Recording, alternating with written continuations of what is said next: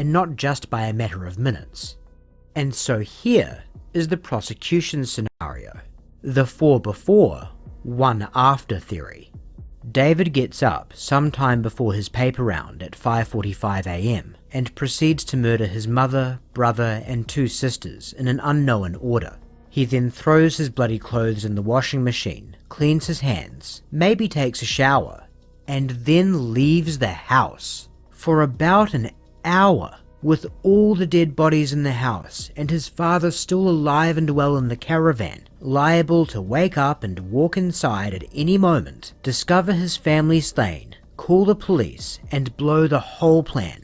But David just left all this to chance, even though Robin was not exactly a late riser and would often get up around 6:40. None of this was because he was just desperate for a jog, of course. The paper round was crucial for his alibi. He needed to be seen in the early morning hours when the deaths would be learned to have occurred. He got back to the house at about 6:40 AM, grabbed his rifle, turned on the computer, wrote the self-serving suicide note, and then hid behind a curtain separating the computer alcove from the living room, waiting for Robin to enter for his early morning prayer. Robin soon enters the room and kneels to pray just as planned. David shoots him in the head, killing him instantly, stages the scene to make it look like a suicide, and calls the police. David's defense team argued the scenario just described. Is this selfish, but I'm lost jumping in the middle of this? Here, I'll give you a quick recap. This is a very famous case, David Bain, in New Zealand, where they thought that he murdered his entire family, okay? And then wrote this like crazy thing on a fucking computer after he murdered his entire family. But I think and it was like open and shut for the most part, right? Like there's blood on the fucking rifle with his fingerprints on it and all this other shit. And but then they couldn't even fully investigate the situation because they decided to burn down the house and destroy all evidence, which was fucking psychotic. I can't believe they did that. And this is where we're at now. They decided, as in, I think, wasn't it the neighborhood or something? Like, who fucking decided? What? The police department decided, or they said basically that. They basically said that, we don't know exactly who it was, I'm pretty sure. But they basically said that, like, well, the neighbors would have burned down the house anyway. Or, the neighbors would have burned down the house anyway, or that, whatchamacallit, that, the fucking property value would have been, hurt in the neighborhood.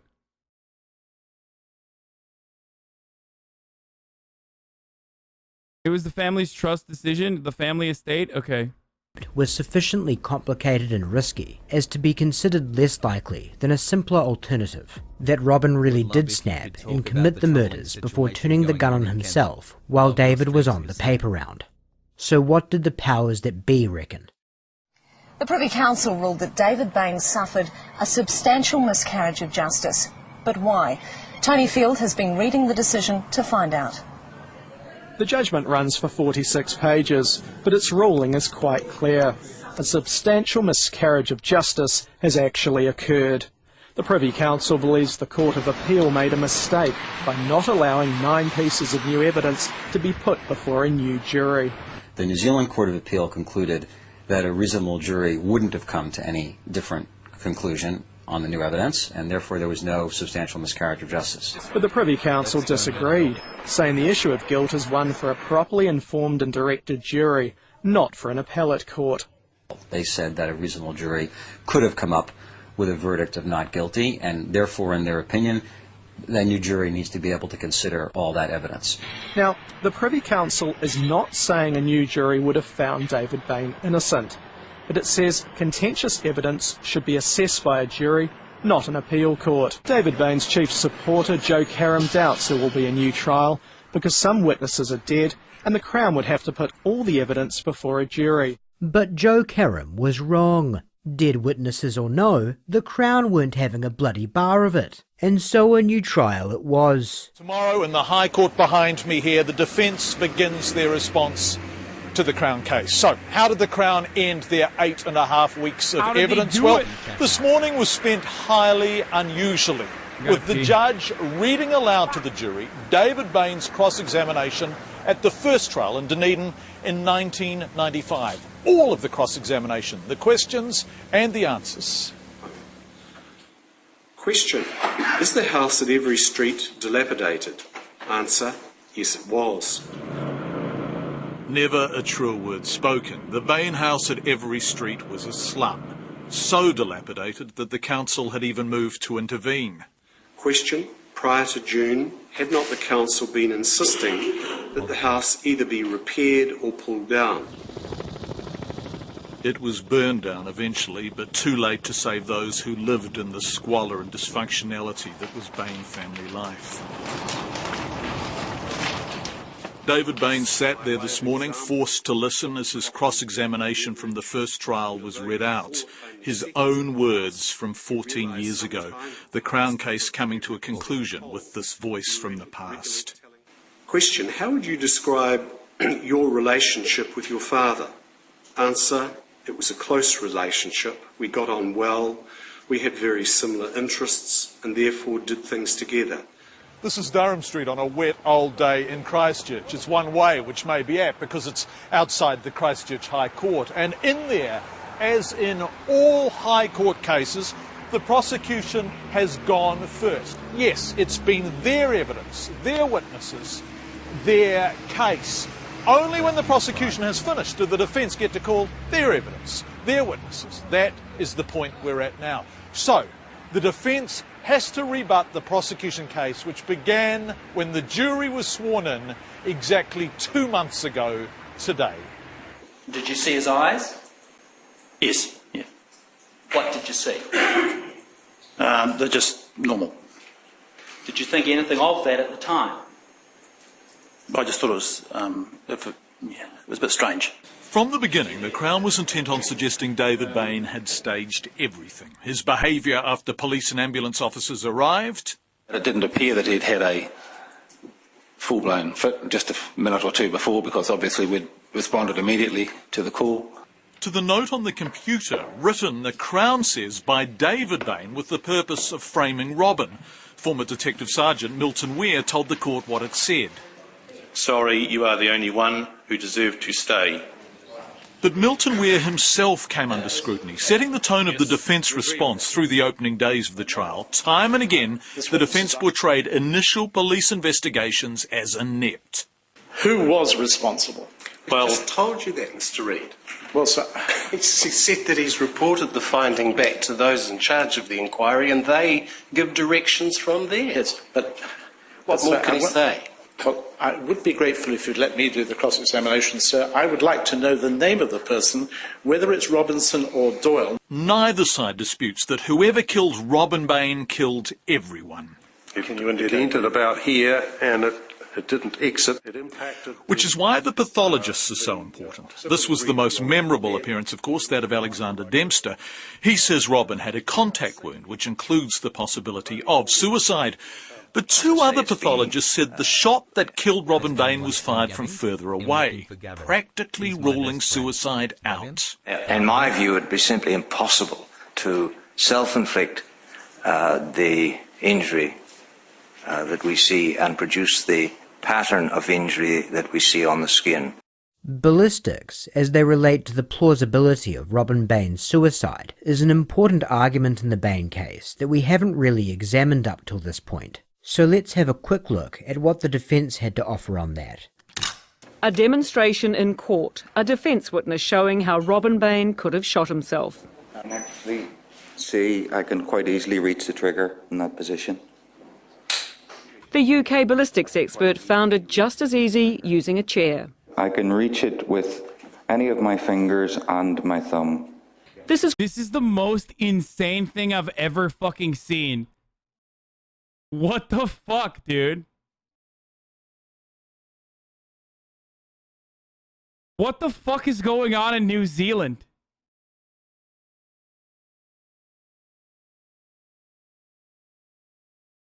I mean, They're just like, the one fucking massive murder happens and they just like lose their shit. I guess. Too many depressing commercials? Yeah, that's literally why it happened. Very random. As crucial evidence for the defence, David Bain is accused of murdering all 5 members of his family, but his lawyers are trying to show his father killed them before turning the gun on himself. What view did you reach as to the likelihood or otherwise of suicide? I would say more likely than not, based on the fact that I'm interpreting the wound as a contact, near contact, and how essentially easy it is for a person of Robin Bain's stature to actually reach the trigger. This view different to that of 3 prosecution witnesses who all believed it was either unlikely or impossible for Robin Bain to commit suicide. So long story short, opinions differ. And being that opinions differ, and the prosecution having 3 experts to the defence's 1, doesn't necessarily make them right. For argument's sake, let's just hand the defence that the bullet wound through Robin Bain's head was consistent with a contact or near-contact shot. Now let's pause to consider something that doesn't require any sort of forensic expertise. A question that can be left up to a good old-fashioned gut check by any layman. Does this look like a normal way to shoot yourself in the head? Would you or would you not imagine removing the silencer before trying to pull off such a thing? Does this picture just generally strike you as improbable?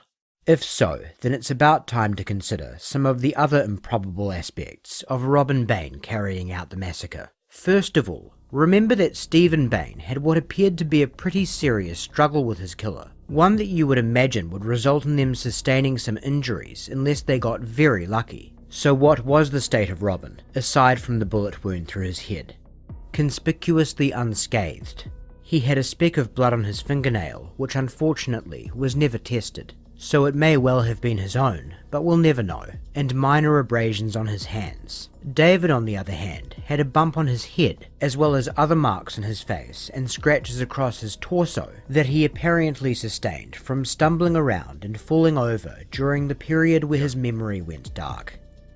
And why is it that David was the only one who deserved to stay? Was he known to have a particularly close relationship with his father relative to the other children? No. David has characterized their relationship as close, but according to others, he at times said that he hated his father. It's been mentioned that Robin and Margaret Bain's marriage was strained, to put it mildly, and David consistently sided with his mother when his parents were at odds, which was more or less always by the time the murders took place. But nevertheless, it was apparently David, and David alone, that Robin saw fit to spare. And before stretching his arms out just about as far as they could go in order to place the silencer-equipped rifle to his left temple and pull the trigger, he opted to tell David as much in a 10-word suicide note, not on a piece of paper in his own handwriting, which would have done his favoured child the courtesy of clearing him as a suspect, but typed on the computer, ensuring its author could forever be a matter of dispute. He also put on a pair of David's gloves before carrying out the murders, and decided to change clothes afterward. How improbable does this scenario seem to you? If the answer is improbable enough that you need an alternative motive to consider, then you're in luck. Another explanation that has been offered for Robin's actions is that they were all part of an elaborate frame-up. To speak further on this, here is an excerpt of an interview with retired Canadian Justice Ian Binney, who was brought on by the New Zealand government to review the case and ultimately formed the opinion that David Bain was innocent on the balance of probabilities. Is it really plausible that a man having murdered most of his family changes his clothes, cleans up some of the scene, then shoots himself? How plausible is that really? I think it is plausible because it looks to me that Robin was putting the blame on David, setting him up. It's hard to imagine a father doing that to his son. Is it any harder to imagine a son killing his entire family, having had no background of mental instability, no indication of imbalance as against a father who had quite a history of mental issues. But what about that cryptic message found on the family computer? You are the only one who deserved to stay.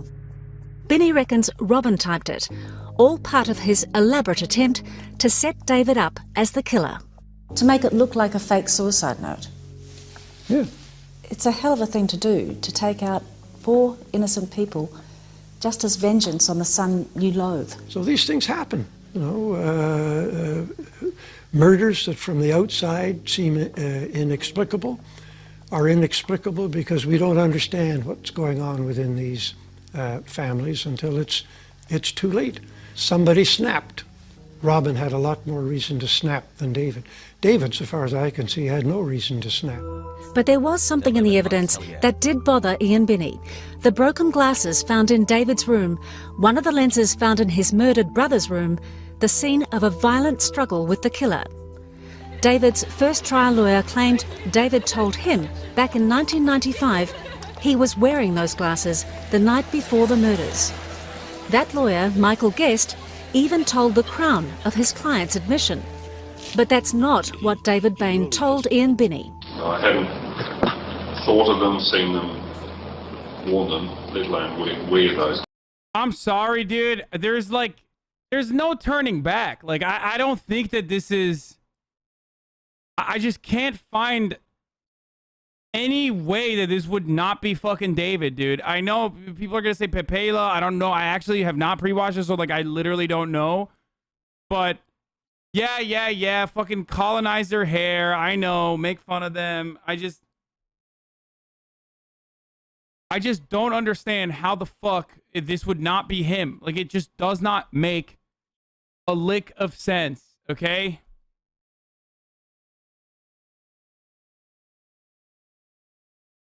It just doesn't make sense. It doesn't make sense. Glasses at any time that the last time I ever thought of using them was months before.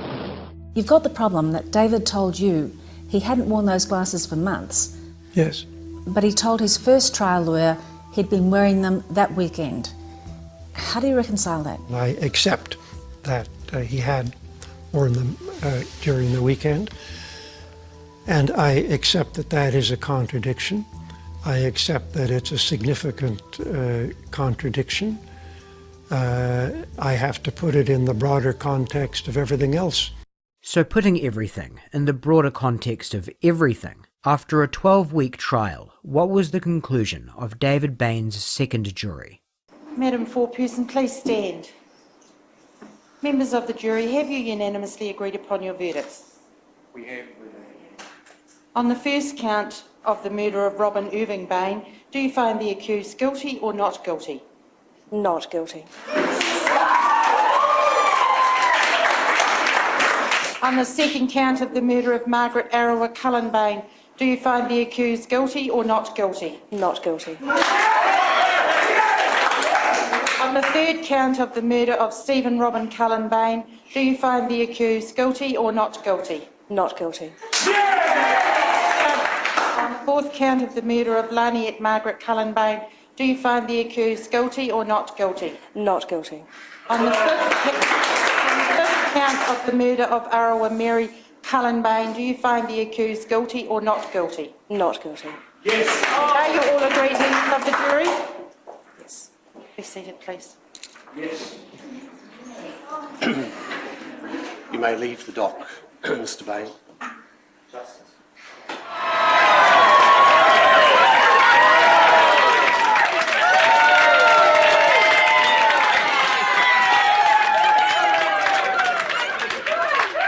David, I know you are utterly shattered, and the last thing you really want to do is be on the telly tonight. And so I'm just going to have a quick chat with you and then let you bugger off and go and join your mates and have a drink. How are you feeling? What was it like to hear that phrase, not guilty, repeated 5 times today? It was a huge release for me, to be honest. It just, in some respects, it took a huge weight off my shoulders, but it's also shown me that the love of all these people and this fantastic man here has got me through, and it's all coming at once. So A wrongly convicted man, finally unshackled after enduring 13 long years of injustice. It's the sort of thing you sometimes find in the movies. The Hollywood ending is a little dampened in this case, however, when considering that while a great many people do feel that this was one of those long-delayed prevailings of justice, depending on when they're asked and who's asking, somewhere between 30 to 50% of Kiwis think the justice system got this one right the first time round. Still, seeing as there are enough oddities in this case that one could credibly argue amount to what we would call reasonable doubt, and given David Bain has been free for over 10 years, has a young family of his own now, and hasn't by any account had even the most trivial of run-ins with the law, well, as we sometimes say in New Zealand, she'll be alright.